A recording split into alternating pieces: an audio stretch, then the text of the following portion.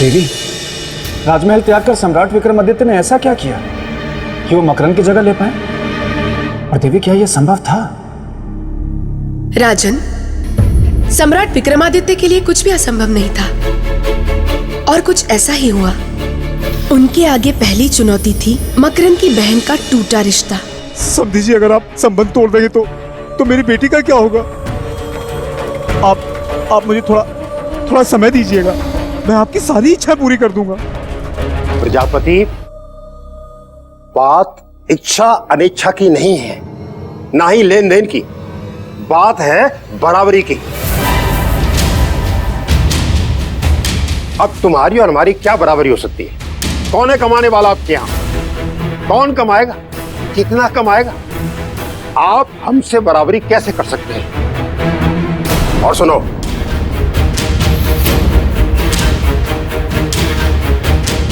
जो तुमने ब्याह में दिया था ना, वो इस पोटली में है।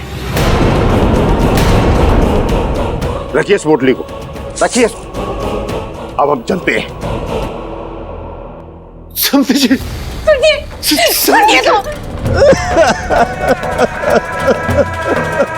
सुनिए तो, मेरी बात तो सुनिए। रुक जाइए, रुक जाइए, रुक जाइए।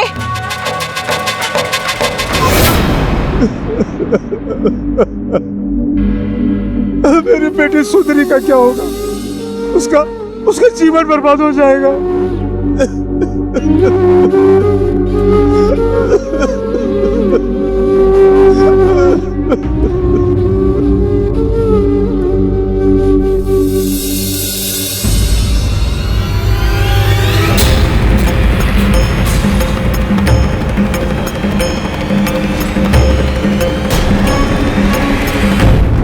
आपने मेरी चौखट पर पैर रखने का साहस भी कैसे किया?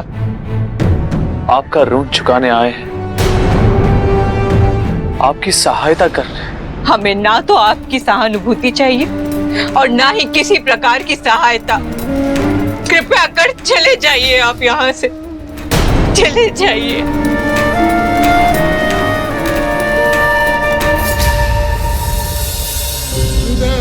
देवी, हमें एक अवसर दे दीजिए। आप हमसे जो कहेंगी हम वो करेंगे। अगर आपको सच्चे हृदय से मेरी सहायता करनी है ना, तो ठीक है, लौटा दीजिए मुझे मेरा पति।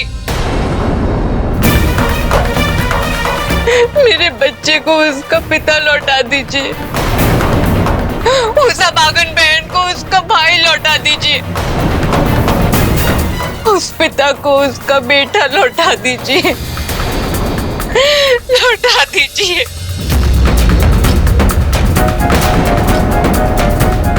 नहीं ना, नहीं लौटा पाएंगे ना, तो चले जाइए आप यहाँ से, चले जाइए।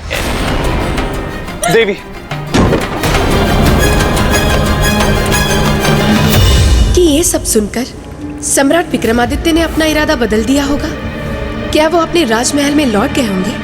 नहीं देवी, जैसा कि आपने कहा था कि सम्राट विक्रमादित्य के लिए कुछ भी असंभव नहीं है, उनका आत्मबल ही उनकी शक्ति है, इसलिए मुझे नहीं लगता कि सम्राट विक्रमादित्य वापस गए होंगे।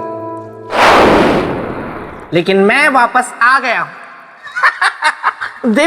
देवी मुझे क्षमा कर दीजिए।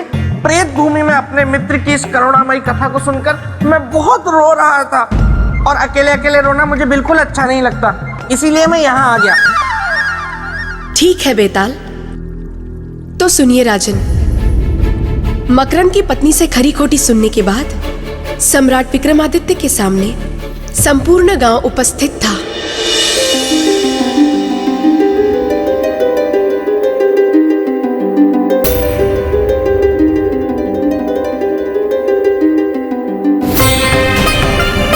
यही है वो मकरंद का हत्यारा, पकड़ो इसे।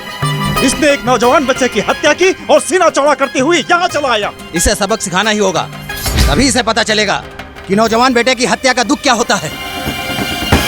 भाइयों, हत्या हत्या का एक ही दंड होता है और वो है मृत्यु दंड। इसीलिए हम इसे मृत्यु दंड ही देंगे।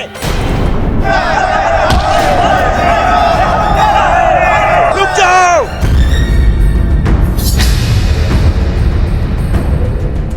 कोई इन्हें नहीं मारेगा, कोई भी इन्हें नहीं मारेगा। ये क्या कह रहे हो प्रजापति? ये तुम्हारे नौजवान बेटे की हत्या का दोषी है। मेरे बेटे की हत्या का दोषी है ना, तुम्हारे बेटे की हत्या का दोषी तो नहीं। ये आप कैसी बात कर रहे हैं प्रजापति? अगर आज तुम इसे बचाओगे तो इसके तुम ही दोषी ठहराए जाओगे। आप लोग चले जाओ यहाँ से। अगर मदद नहीं कर सकते तो झूठी सहानुभूति तो मत दिखाओ। जाओ यहाँ से, आप लोग जा सकते हैं। याद रखो प्रजापति, इसे जिंदा रखकर सांप को दूध पिलाओगे तुम। चलो भाइयों, चलो।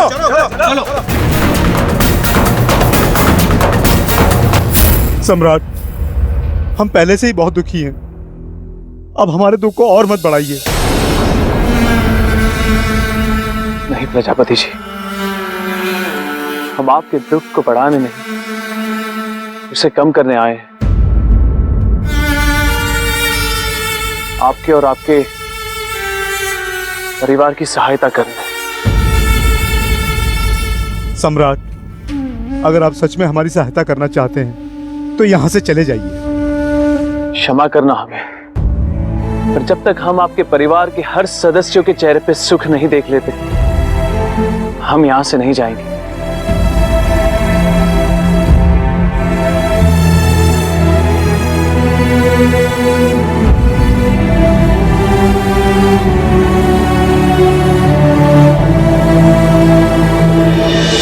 फिर क्या हुआ दीदी? मेहनत, कड़ा परिश्रम। कल तक जो राजभवन का राजा था, आज वो घड़ा बनाने वाला बन गया।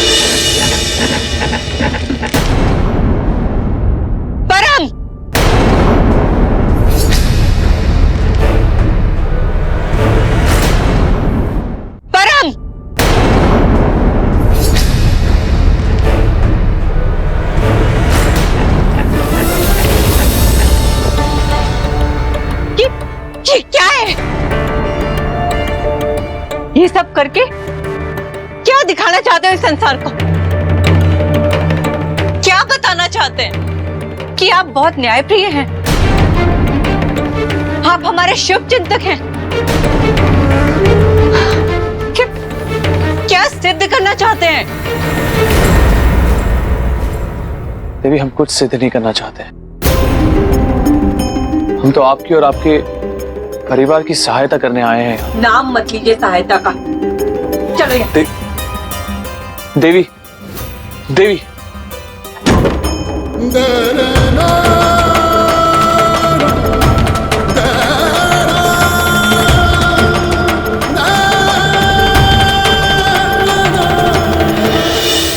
आपको क्या लगता है राजन, सम्राट विक्रमादित्य की मेहनत का ये फल सही था? क्या वो मकरंद की पत्नी की बातें सुनकर वापस लौट जाएंगे? प्रश्न नहीं उठता। अरे मेरे मित्र विक्रमादित्य। बेताल, क्या आप राजा भोज हैं? नहीं। तो ये प्रश्न हमने राजा भोज से पूछा है, तो जवाब भी उन्हें ही देने दीजिए। नहीं देवी। शांत रहो बेताल। क्षमा देवी, क्षमा। राजन, आप देवी के प्रश्नों का उत्तर दीजिए ना। आप प्रश्नों का उत्तर नहीं देते, फिर मेरी इच्छा हो जाती है उत्तर देने की। मैं ऐसा करना नहीं चाहता हूँ, तो आप दीजिए ना देवी के प्रश्नों का उत्तर। देवी, जो व्यक्ति अपना राजपाट, सुख सुविधा, मोह माया सब कुछ त्याग कर मकरंद के परिवार को खुशियां वापस देने आया, वो व्यक्ति इतनी आसानी से कभी हार नहीं मानेगा। सही कहा आपने राजन। सम्राट विक्रमादित्य ने भी हार नहीं मानी और वो उस परिवार का भरण पोषण करने के लिए निकल पड़े, स्वयं के हाथों बने घड़े बेचने के लिए। घड़े ले लो, घड़े, सस्ते और मजबूत घड़े। काका, काका घड़े ले लो। काका, इससे सस्ता और मजबूत घड़ा आपको कहीं नहीं मिलेगा। एक बार लेके देखो आप। नहीं चाहिए।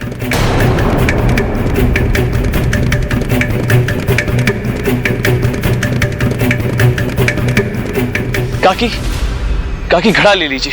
इससे सस्ता और मजबूत घड़ा आपको कहीं नहीं मिलेगा। नहीं घड़े वाले, हम केवल मकरंद के ही घड़े लेते हैं। हमें उसके घड़ों पर पूरा विश्वास है। मैं नहीं लूंगी।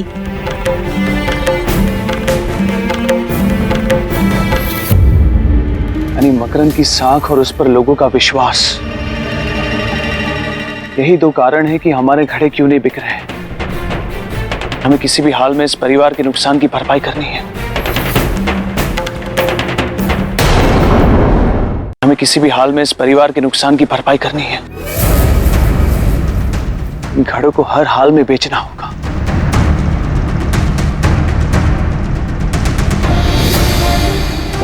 मजबूत और सस्ते घड़े। काका, काका घड़े लेंगे आप? नहीं चाहिए। बहन जी, बहन जी एक घड़ा ले लीजिए। कितने का है ये घड़ा? आप दाम की चिंता मत कीजिए, इसकी मजबूती देखिए आप। अगर ये इस जमीन पर लुढ़क भी जाए ना तो भी टूटेगा नहीं। मिट्टी के बर्तन और जमीन पर लुढ़कने से ना टूटे, ऐसे तो सिर्फ मकरंद के घड़े हुआ करते थे। मैं आपको अभी दिखाता हूँ, आप भी देखिए।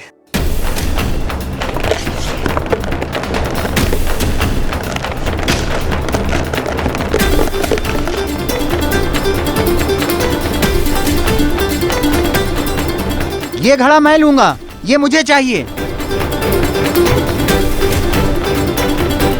और इस प्रकार न्याय का ऋण चुकाने के लिए चक्रवर्ती सम्राट विक्रमादित्य पूरे 1 वर्ष तक घर घर जाकर घड़े बेचते रहे।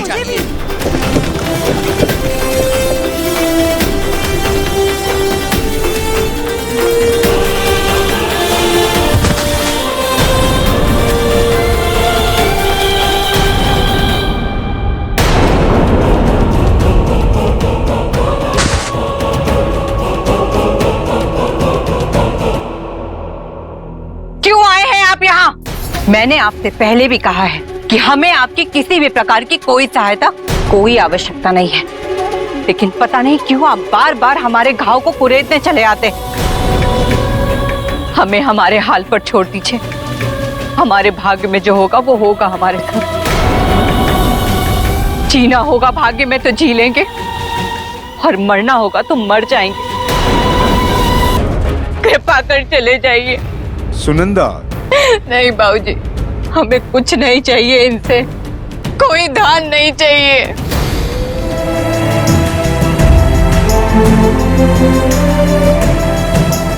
चलते हैं।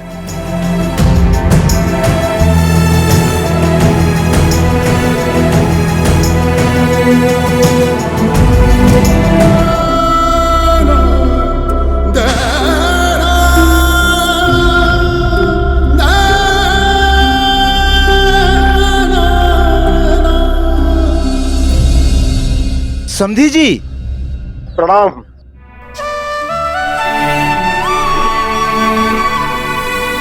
अरे समधी जी, आप आइए ना, अंदर आइए। नहीं नहीं, हम तो अपनी बहू को विदा कराने आए।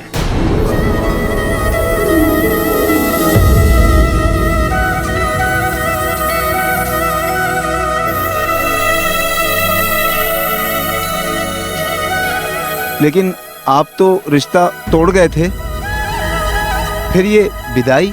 वो झूठे दिखावे के कारण जो हम भूल कर बैठे थे, अब हम उसे सुधारने आए। अब हम जान गए हैं एक दूसरे के सुख दुख में काम आना ही जीवन का सत्य है, सबसे बड़ा संबंध है। भला हो उस व्यक्ति का जिसने हमारी जान बचाकर हमारी आंखें खोल दी।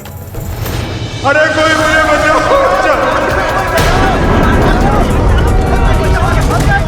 बचाओ, अरे मुझे बचाओ, अरे हरिया, अरे मानो, अरे कोई बचाओ मुझे,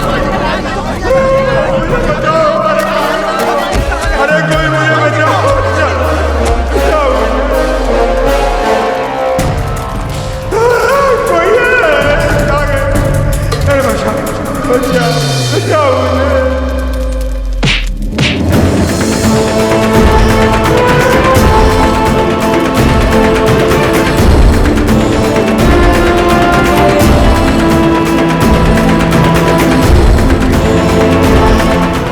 बेटा, तुमने मेरी जान बचाकर मुझ पर बहुत बड़ा उपकार किया है बेटा। नहीं काका, मानव धर्म का पालन करने में उपकार कैसे? और संकट के समय तो इंसान ही इंसान के काम आता है। परंतु काका, एक बात मेरी समझ में नहीं आई, ये गांव वाले तो आपके अपने, तो इन्होंने आपकी जान बचाने की पहल क्यों नहीं की? बेटा, ये सब स्वार्थी है, मतलबी है, नेकी को भूल जाते हैं बेटा। नहीं काका, नेकी को नहीं भूलते, पर नेकी को ही भूलने वाले को अवश्य भूल जाते हैं, उससे दूर चले जाते हैं। और आज आपके साथ भी ऐसा ही हुआ है। आपने भी नेकी को भुलाकर अपनी बहू के साथ सारे संबंध तोड़ दिए, फिर आप दूसरों से कैसे उम्मीद कर सकते हो? बेटा, तुम कौन हो? ये सब कुछ कैसे जानते हो बेटा? हम ये सब इसलिए जानते हैं क्योंकि सुंदरी हमारी बहन है। हाँ काका, और विवाह के बाद एक स्त्री का घर अपना ससुराल होता है, उसका मायका नहीं। आप उसे अपने घर ले आए, वो आपको कभी शिकायत का अवसर नहीं देगी। क्षमा कर दो बेटा, मुझे क्षमा कर दो बेटा, क्षमा कर दो, क्षमा। नहीं काका, ये उस व्यक्ति की देन है जिसके कारण मैं अपनी भूल का प्रायश्चित करने यहाँ आ पाया हूँ। पर कौन है वो देवता? जो अभी भी यहाँ से गए।